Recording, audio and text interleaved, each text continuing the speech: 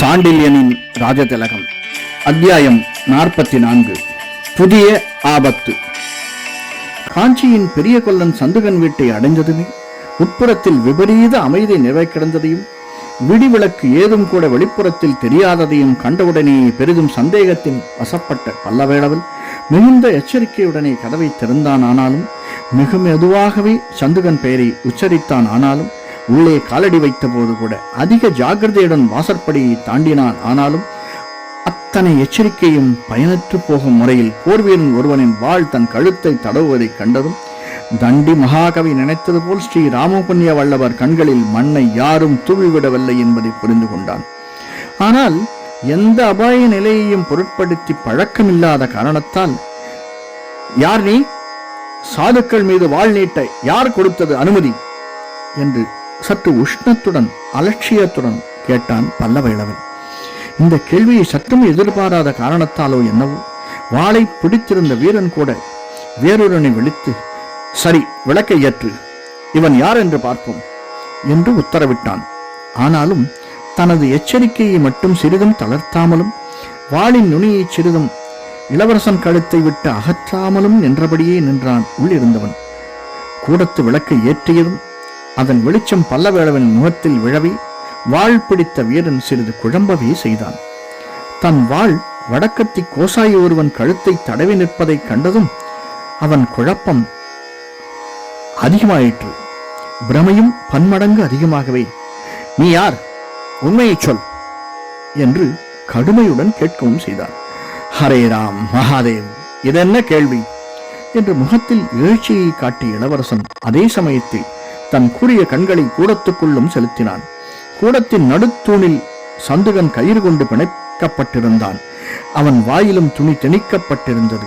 அவனைச் சுற்றி வாழ் தாங்கிய 3 சாளுக்கிய வீரர்கள் காத்து நின்றனர். அதை கண்டதும் உள்ளே சீற்றம் கொண்டாலும் வெளிக்கச் சற்று இறைந்தே நகைத்தான் இளவரசன். ஏன் நகைக்கிறாய் என்று சீனியனான் வாளை பிடித்திருந்த ஒருவன். மகாதேவ், ஆயுதமற்ற ஒருவனை பிடிக்க 4 வீரர்கள் தேவையா என்று பேச்சை கொடுத்தான் பல்லவேளவன். இவனை பிடிக்க நாங்கள் வரவில்லை என்று சீறினான் வாளு பிடித்த வீரன். அப்படியானால் கோசாயை பிடிக்க வந்தீர்களா? இல்லை, காஞ்சியின் இளவரசனை பிடிக்க வந்தோம். காஞ்சியின் இளவரசன் இந்த கொல்ல வீட்டுக்குத்தான் வருவானா? ஆம், அவனுடன் இன்னொருவனும் வருவான். யார் அவன்? ஒரு சீனன். சீனனா? ஆம். அப்படியானால் அவன் எங்கே என்று கேட்டான் இளவரசன். இந்த கேள்வியால் இன்னும் சற்று குழப்பமடைந்த வீரன் இளவரசன் கழுத்தில் கத்தியை நாட்டிய வண்ணம் வெளிப்புறத்தில் கண்களை ஓட்டியும் அங்கு யாரும் காணாதது போகவே, வேறு யாரையும் காணோமே என்று தனக்குள் சந்தேகப்பட்டாலும் எச்சரிக்கை தவறாதவனாய், சரி, நீ உள்ளே செல் என்று இளவரசனுக்கு உத்தரவிட்டு, நீ வெளியே சென்று இவனுடன் யாராவது வந்திருக்கிறார்களா என்று கவனி என்று உத்தரவிட்டான் கூடத்தில் இருந்தவனுக்கு. உத்தரவை நிறைவேற்ற அந்த வீரன் வெளியே சென்றதும் எவ்வித துடிப்பையோ எதிர்ப்பையோ காட்டாத இளவரசன் மெல்ல இடைவாயில் படியை தாண்டி கூடத்துக்குள் நுழைந்தான். உள்ளிருந்த 2 வீரர்கள் வாட்களை கொண்டு அவன் இருபுறமும் காவல் காத்தனர். இளவரசன் அவர்கள் வாட்களை லட்சியம் செய்யாமல் நேராக சந்துகன் கட்டப்பட்டிருந்த தூணிடம் சென்று அவன் விழிகளுடன் தன் விழிகளை ஒரு வினாடி கலந்து அந்த பார்வையிலேயே அவனை எச்சரித்துவிட சந்துகன் கண்கள் சிறிதே பளிச்சிட்டன. 4-5 வினாடிகளுக்குள் வெளியே சென்ற வீரன் திரும்பி வந்து வெளியில் யாரையும் காணவில்லை என்று அறிவிக்கவே, முதலில் வாளை நீட்டி இளவலை தடுத்த வீரர்களின் தலைவன் சிறிது சிந்தித்துவிட்டு, அதை பற்றி நமக்கு கவலை இல்லை, இங்கு வருபவர்களை பிடித்து வரத்தான் நமக்கு உத்தரவு. வந்ததற்கு இவனாவது கிடைத்தானே, இவனை கொண்டு செல்வோம். சந்துகனையும் இழுத்து வாருங்கள், உண்மையை கக்க வைப்போம் என்று கூறவே, அந்த உரையாடலில் பல்லவ இளவல் புகுந்து, ஒருவேளை வரவேண்டிய இருவரும் நீங்கள் சென்றபின் வந்தால் என்ன செய்வீர்கள் என்றான்.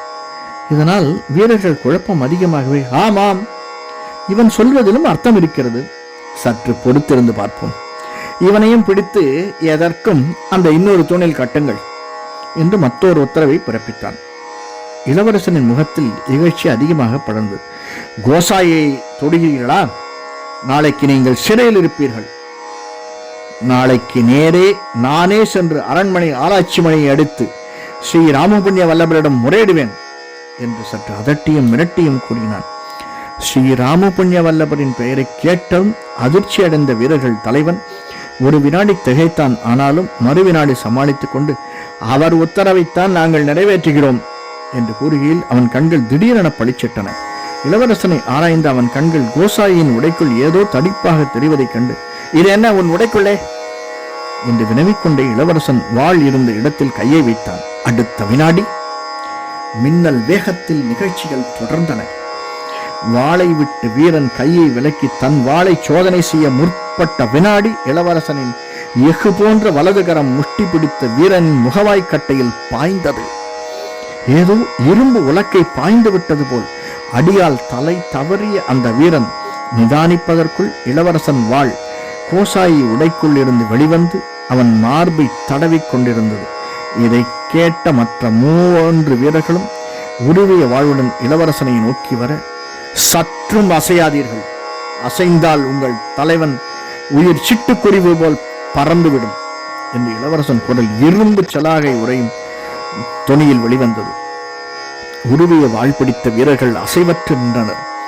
அந்த சமயத்தில் கொல்லைப்புற வாயில்படியிலிருந்து சங் சங் என்ற ஒலியும் நகைப்பும் கேட்கவே அந்த பகுதியில் கண்களை செலுத்திய வீரர்கள் மற்றும் ஒரு கோசாயி கையில் ஒரு மெல்லிய கத்தியை ஏந்திக் கொண்டு நிற்பதைக் கண்டார்கள். தாங்கள் இளவரசனின் பேச்சிலும் வேடத்திலும் சாகசத்திலும் ஏமாந்து விட்டதை உணர்ந்த வீரர்கள் பிரமை பிடித்து நிற்கையில் இளவரசன் சீனனை நோக்கி, யான்சேன், பூனாகத்தை வீசாதே, இவர்கள் பிழைத்து போகட்டும் என்று ஆணையிட்டான்.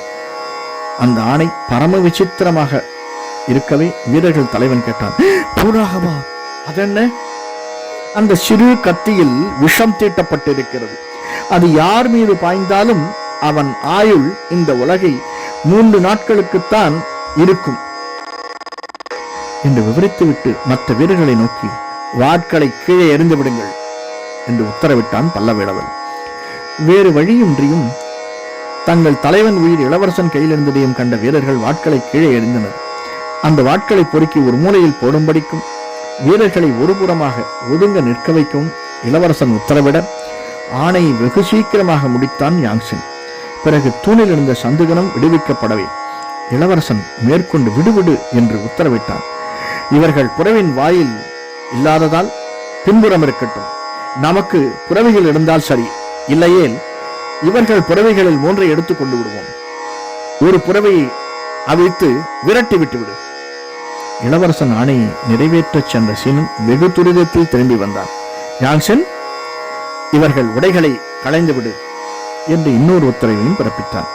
இது அநீதி என்று கூறினான் வீரர்கள் தலைவன். கவலைப்படாதே, வேறு உடைகள் தருகிறோம் என்று இளவரசன் தைரியம் கூறினான். வேறு உடை எங்கே இருக்கிறது என்று சீற்றத்துடன் வினவினான் சாளுக்கியவதன். இளவரசன் அவனுக்கு நேரடியாக பதில் சொல்லாமல் சீனனை நோக்கி, யாங்சின், இவர்களுக்கு வேறு எந்த உடையை கொடுக்கலாம் என்று கேட்டு, சந்துகா, உன்னிடம் உள்ளே வேறு உடைகள் ஏதாவது இருந்தால் எடுத்து வா என்று உத்தரவிட்டான்.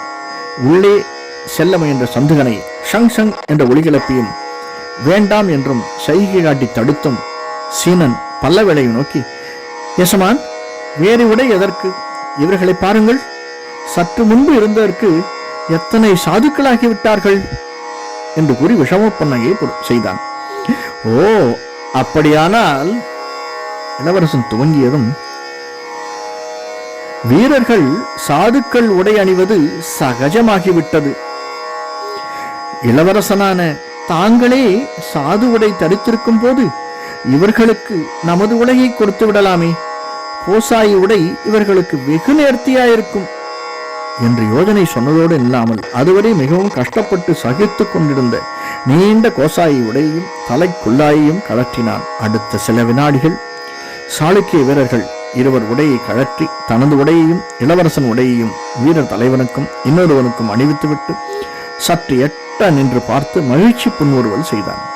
பிறகு இளவரசனும் மற்ற இருவரும் சாளுக்கிய வீரர்களின் உடையை அணிந்து கொண்டதும் சாளுக்கிய வீரர்களின் கைகாலலை சந்துகன் கையில் கொண்டு பிணைத்தான். கடைசியாக அவர்களை நோக்கி இளவரசன் கூறினான், உங்கள் வாயிலில் துணிகள் அடைக்கவில்லை. நாங்கள் சென்றதும் யாரையாவது உதவிக்கு அழைத்துக் கொள்ளுங்கள். உங்கள் போர் மந்திரிக்கு எனது வணக்கத்தை சொல்லுங்கள் என்று. அத்துடன் யாங்சின்னும் சந்துகனும் பின்தொடர புழக்கடை வழியாக சென்றான். அடுத்த வினாடி 3 புறவிகள் வெகு துரிதமாக காஞ்சியின் கிழக்கு திசையை நோக்கி விரைந்தன. இளவரசன் கிழக்கு நோக்கி புறவியை செலுத்தியதை கண்ட யாங்சின் கேட்டான், யசமான், ஆச்சாரியர் நம்மை கங்கவாடி சாலைக்கு அல்லவா செல்ல சொன்னார் என்று. ஆம். இளவரசன் ஏதோ யோசனையில் பதில் கூறினான். அது வடமேற்கில் அல்லவா இருக்கிறது? ஆம். இந்த வழி சற்று திரும்பி வடகிழக்கில் திரும்பினால் திரையநேரிக்கு செல்லும். இதை கேட்ட சீனன் மட்டுமின்றி சந்துகனும் திகைப்படைந்து, பிரபு, அங்குதானே சாளுக்கியரின் படைத்தளம் இருக்கிறது என்று வினவினான். ஆமாம் சந்துகா, நாம் தப்பியது தெரிய அதிக நேரம் ஆகாது. காஞ்சியும் தங்கச்சாவடி சாலையும் வெகு சீக்கிரம் சல்லடை போட்டு சலிக்கப்படும். நம்மை பிடிக்க அவர்கள் நம்மை முற்றும் எதிர்பாராத இடம் சாளுக்கிய வீரர்கள் தளம். ஆகையால் தான் அங்கு செல்கிறோம் என்று விளக்கினான்.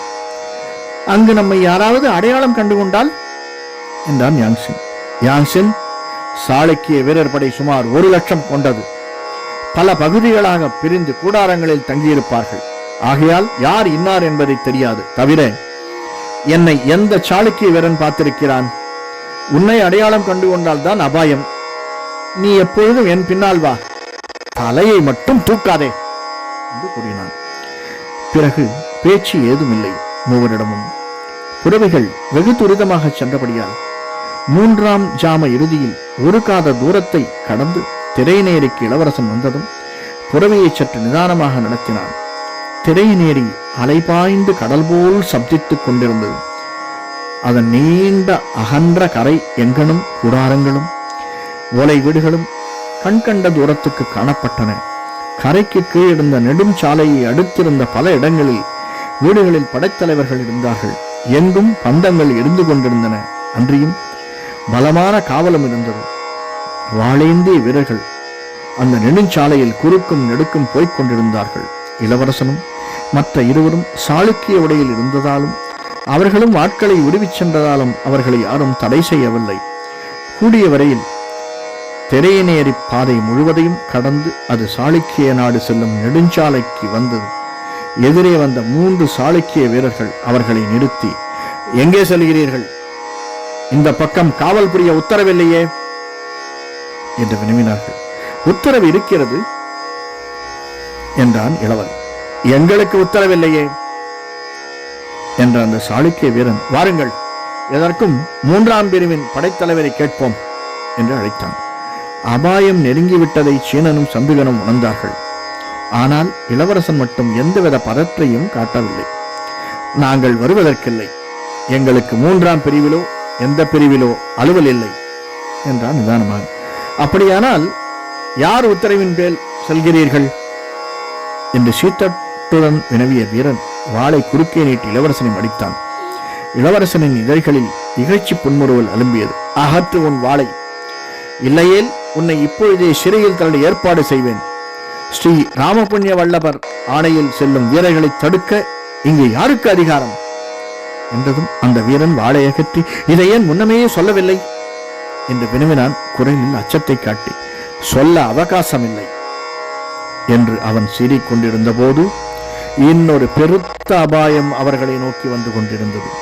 அதை முற்றும் எதிர்பாராத இளவரசன் இதயத்தில் கூட ஒரு வினாடி அச்சம் புகுந்தாலும் அதை அவன் வெளிக்கு காட்டிக்கொள்ளாமல் திடமாகவும் அலட்சியமாகவும் புறவையில் அமர்ந்திருந்தான். அந்த அபாயமும் வெகு துரிதமாக அவனை நோக்கி வந்து கொண்டிருந்தது. இதிலிருந்து தப்புவது அத்தனை சுலபம் அல்ல என்பதையும், திரும்பவும் தான் தண்டி மகாகவி வீட்டிற்கோ சாளுக்கியர் சிறைக்கோ செல்வது நிச்சயம் என்பதையும் இளவரசன் சந்தேகமற புரிந்து கொண்டார். நன்றி. இந்த காணொலி பிடிச்சிருந்ததுன்னா லைக் பண்ணுங்க, சப்ஸ்கிரைப் பண்ணுங்க, ஷேர் பண்ணுங்க. வணக்கம்.